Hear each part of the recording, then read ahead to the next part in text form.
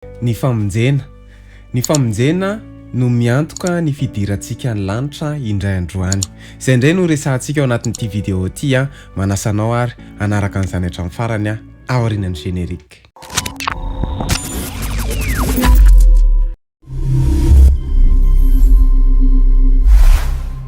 Faly miarabantsika rehetra tompoko dia ety am-piandohana dia mangataka aminao raha mba sitrakao mba hisabonina amin'ny pejy mba ahafahanao mahita vidéo tahaka izao satria isan-kerinandro izahay dia mamoaka vidéo tahaka izao. Androany isika dia hiresaka momba ny hoe famonjena.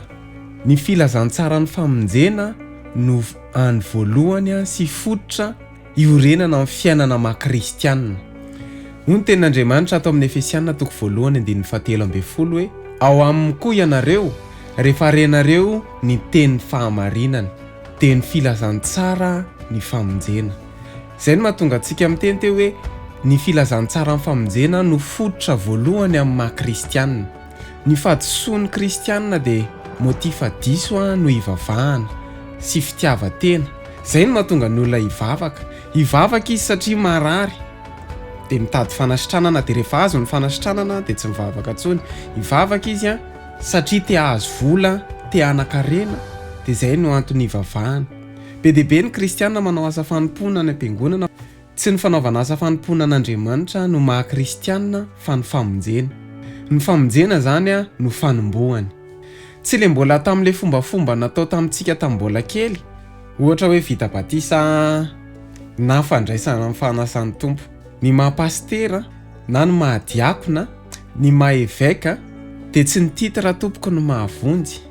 Noho izany tsy miankina amin'ny titra, tsy miankina amin'ny toerana hivavahantsika ny famonjena, fa ny fototra amin'ny fiarahana amin'Andriamanitra dia ny famonjena.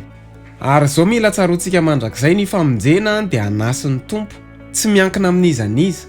Za zao pasteur ny ray aman-dreniko fa ny famonjena dia tsy miankina amin'ny maha-pasteur ny dadanay. Noho izany ho antsika kristiana ny famonjena antsika tsy miankina amin'ny pasteur antsika.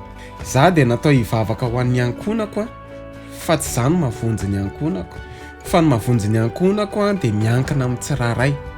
Raha tsorina izany dia ny famonjena dia tsy lova, ny famonjena ihany koa dia tsy manaraka, fa ny famonjena dia fanapahan-kevitra tsy maintsy raisina, ary farany ny famonjena dia tsy azo terena.